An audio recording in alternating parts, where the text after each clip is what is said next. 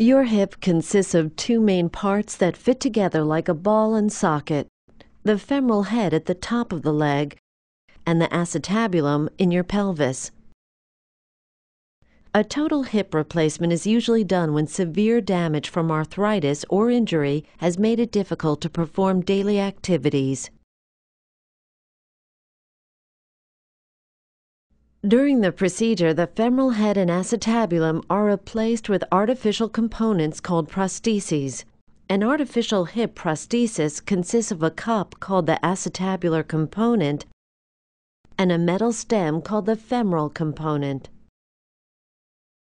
Before your procedure, you will receive intravenous fluids, antibiotics, and medications to help you relax. A catheter will be placed in your bladder to drain your urine. Most hip replacements are done under general anesthesia, in which case a breathing tube will be inserted in your throat to help you breathe during the operation. Since fluid and blood loss can be significant, banked blood will be prepared in case you require a transfusion. You may have the opportunity to collect and store your own blood in preparation for your surgery. Your surgeon will begin by making an incision overlying your hip, separating the muscles and ligaments to expose the joint capsule.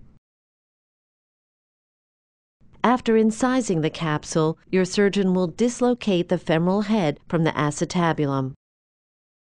He or she will remove any damaged cartilage or bone in the acetabulum, reshape the acetabular socket, and secure the acetabular prosthesis in place using special cement or screws. Turning next to the femur, your surgeon will remove the femoral head, shape the remaining femur to fit the prosthetic stem, and secure the femoral component using cement or other techniques. Once both components are firmly in place, your surgeon will slide the prosthetic femoral head into its acetabular counterpart, test the movement of your new hip joint, and verify that it is properly positioned with an X-ray. Your surgeon will then close the joint capsule, repair the muscles, place a drain in your hip to remove excess fluid, and close the incision with stitches or staples. At the conclusion of the operation, a special device will be temporarily applied to prevent your hip from dislocating. You will then be moved to the post-surgical recovery area until you are stable and awake from the anesthesia.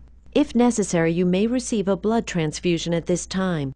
You will continue your IV fluids and antibiotics for a short time and will be given pain medications as needed. Your catheter will likely be removed after several days. To prevent blood clots from forming in your leg, you will be given a blood thinner, asked to wear pneumatic compression stockings, and encouraged to begin walking as soon as possible. A nurse or physical therapist will help you get out of bed and use your new hip. Most patients are released from the hospital once they are able to walk with the aid of a crutch or walker.